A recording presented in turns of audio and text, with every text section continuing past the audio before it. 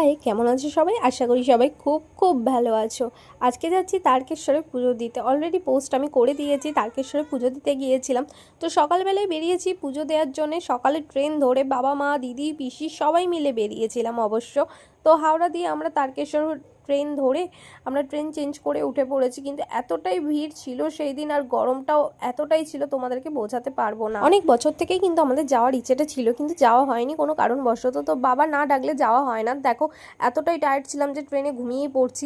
তারপরে আমরা নেমে গেলাম তারকেশ্বর স্টেশনে।